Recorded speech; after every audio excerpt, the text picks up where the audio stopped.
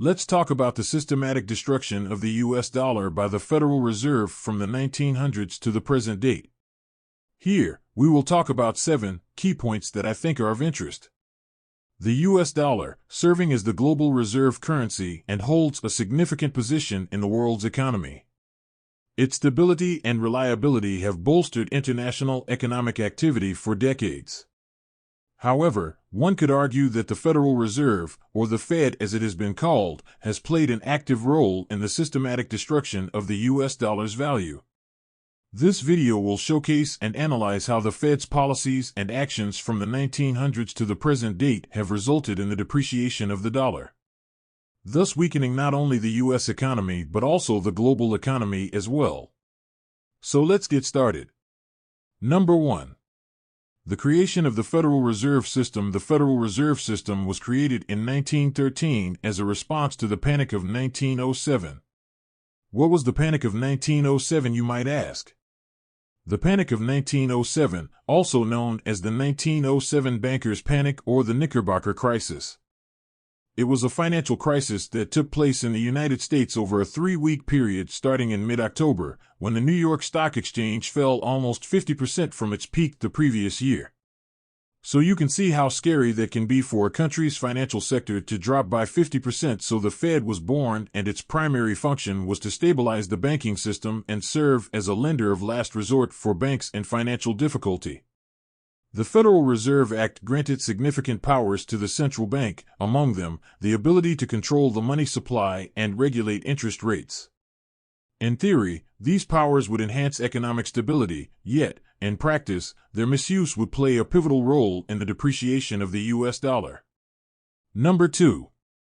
Actions leading to the Great Depression. The first significant event in which the Fed's policies played a critical role was the Great Depression of the 1930s. At that time, the Federal Reserve opted for a tight monetary policy, which in effect exacerbated the economic collapse.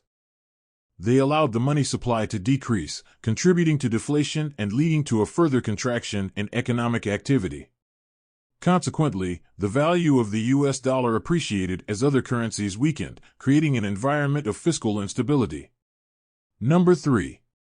The abandonment of the gold standard. Before 1971, the US dollar was pegged to gold, which provided a stable, real value for the currency. This gold standard effectively limited the power of the Fed to debase the currency, as the amount of money in circulation was tied to the country's gold reserves. However, in 1971, President Nixon suspended the convertibility of the US dollar into gold, leading to a free-floating currency. The abandonment of the gold standard removed constraints on the Fed, enabling them to expand the money supply significantly. This change ultimately resulted in the continuous devaluation of the US dollar, leading to a reduced purchasing power and a higher rate of inflation. To put this in a better understanding, do you remember back, depending on your age, when a 20-ounce bottle of Coke was only $1.50 versus now $2.50? This is just one of many examples of how the dollar has lost its value over the years. Number 4. The Great Inflation of the 1970s and 1980s. The Great Inflation era of the 1970s and 1980s was marked by rapid growth in the money supply, fueling inflation and inducing economic instability. The Fed's loose monetary policies during this period, led by Chairman Arthur Burns and G. William Miller, played a central role in this inflationary spiral. Although Paul Volcker managed to tame inflation in the early 1980s by raising interest rates aggressively, the damage had already been done. The depreciated dollar and persistent inflation had severe consequences for both domestic and international confidence in the U.S. currency. Does this sound familiar?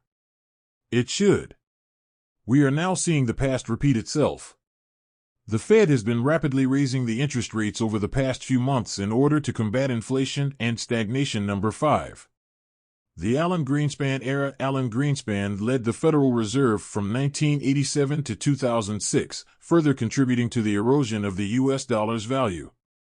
By maintaining low interest rates to fuel economic growth, Greenspan inadvertently inflated the money supply. This policy contributed to the dot-com bubble and subsequent economic turmoil in the early 2000s. Moreover, Greenspan's loose monetary policy also laid the foundation for the housing bubble that ultimately burst in the mid-2000s. By pursuing a low-interest rate environment and failing to rein in aggressive lending practices, the Federal Reserve became complicit in the Great Recession that ensued. Number 6. Quantitative easing and the immediate aftermath of the 2008 financial crisis. In response to the 2008 financial crisis, the Federal Reserve, under the leadership of Ben Bernanke, adopted the controversial policy of quantitative easing, or as it's known as, QE. This policy entailed large-scale asset purchases by the Fed, effectively injecting trillions of dollars into the financial system. The intent was to stimulate borrowing, investment, and economic growth during the crisis. While QE did stave off a more profound economic collapse, it contributed to the further depreciation of the U.S. dollar and a rise in inflation. Underlying this phenomenon was an unprecedented expansion of the money supply, which fundamentally weakened the value of the dollar. If you don't understand how this works, let me explain it as best I can. We had money being given at predatory institutions to people that could not afford the loans. Many loans and credit cards were given out with extremely low interest rates, making the access to money very easy for large corporations and the average person. When you have low interest rates and the printing or digital creation of money out of thin air, it leads to inflationary spending that has no hopes of recovering. The dollars in your bank lose just a little with every stroke of the Fed's monetary keypad. The difference between $1 and $1 billion is 9 keystrokes. So let that sink in. Number 7. The continued use of quantitative easing and fiscal expansion in the 2020s. Throughout the 2010s and into the 2020s, the Federal Reserve maintained low interest rates and engaged in additional rounds of quantitative easing. While the U.S. economy recovered from the Great Recession, these policies continued to chip away at the U.S. dollar's value. By 2023, the persistent expansion of the money supply and aggressive fiscal policy further eroded confidence in the U.S. currency. So in conclusion, over the span of 120 years, the Federal Reserve's policies have played a significant role in the systematic destruction of the U.S. dollar. From the birth of the Fed in 1913 to the quantitative easing era of the 21st century, actions taken by the central bank have contributed to a depreciated currency. It also has reduced purchasing power and has all but destroyed the U.S. economy.